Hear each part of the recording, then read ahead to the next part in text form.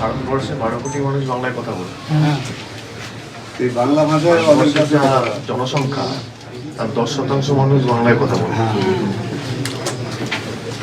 ওখানে যেটুকু মহারাষ্ট্রে আর একদম যাবেন না ওখানে। না না, ওখানে আর যাবো না, আমি আর ওখানে যাবো না। মহারাষ্ট্রের বাইরে আর যাবো না, আমি এখানে বাড়িটারিগুলো ভালো করে করে দিই। যা কিছু এখানে বাড়ি আছে, বাড়ি আমার এই মানে পোল দিয়ে বাড়ি, পাকা না? না পাকা না, পোল দিয়ে আছে পাকানো। ওদের কর্মশ্রী আর হচ্ছে সমশ্রী যে কিছু ছিল না, সেটা ওখান থেকে আসার পর টোটালটা রেজিস্টার করে দেওয়া হয়েছে। আচ্ছা, আর এই ডাব যে ভোটার লিস্ট সব নাম টাম বেরিয়েছে? আমি তো আজকে আমার ইয়ে ছিল, হিয়ারিং, ওটা তো যাইনি আমি, বাবা বলে যেটা করে তো আগে তো ফর্ম 6টা ফিল আপ করতে হয়। ফর্ম 6 ফিল আপ করেছে? আমার কি ড্রাফট লিস্টের নাম বেরিয়েছে? 2 তারিখে আমার এখান থেকে হিয়ারিং হয়ে গেছে আমাদের। না, সে আবার হবে।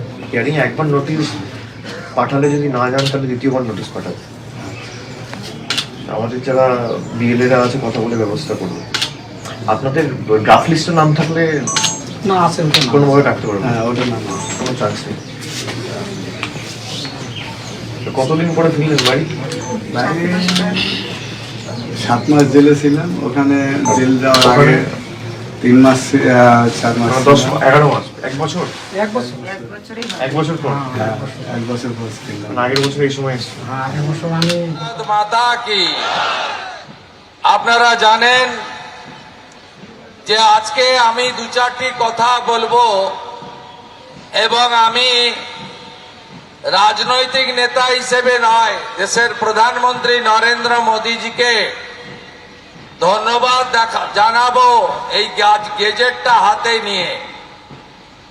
আপনারা জানেন যে ধর্ম জোর করে পরিবর্তন করার মধ্য দিয়ে একটা সময় ইসলামীকরণের বিরুদ্ধে 1907-8 সালে ঠাকুর বাড়ি রুখে দাঁড়িয়েছিল,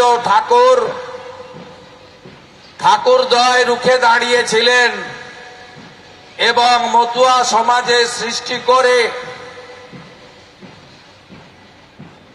ধর্ম পরিবর্তন করার জন্য ইসলামীকরণের বিরুদ্ধে রুখে দাঁড়িয়েছিলেন।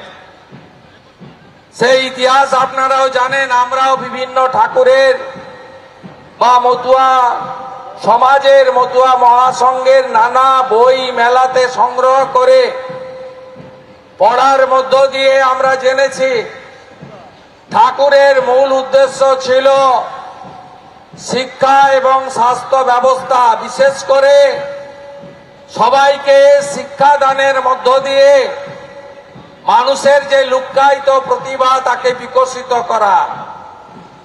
তিনি পথ দেখিয়েছেন জগৎকে এবং পরবর্তী সময়ে বিভীষিকাময় দেশ ভাগ হয়। 1947 দ্বিজাতি তত্ত্বের ভিত্তিতে মোহাম্মদ আলী জিন্নাহ পাকিস্তান করেন, কারণ তার ঘোষণা ছিল যে আমরা সনাতন ধর্মের লোকের সঙ্গে থাকবো না, তাই আমাদের আলাদা দেশ চাই।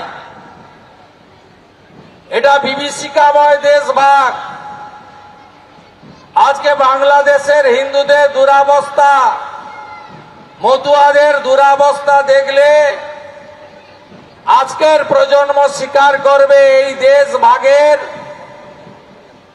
বিভীষিকা আজও আমরা হিন্দুরা বয়ে নিয়ে যাচ্ছি। আপনারা জানেন দেশ ভাগের সময় তৎকালীন পূর্ব পাকিস্তান অর্থাৎ অবিভক্ত বঙ্গ দুভাগে ভাগ হয়।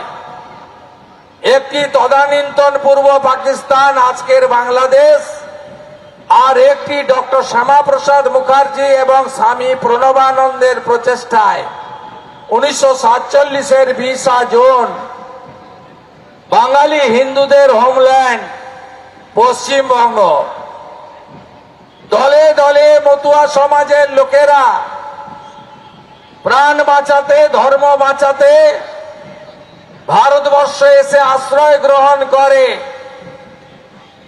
ভারত মাতা তাদেরকে আশ্রয় দেয়। পূজ্যপাত বি.আর. ঠাকুরের নেতৃত্বে নাগরিকত্বের আন্দোলন শুরু হয় স্বাধীনতার পর থেকে। এবিপি আনন্দ, এগিয়ে থাকে, এগিয়ে রাখে।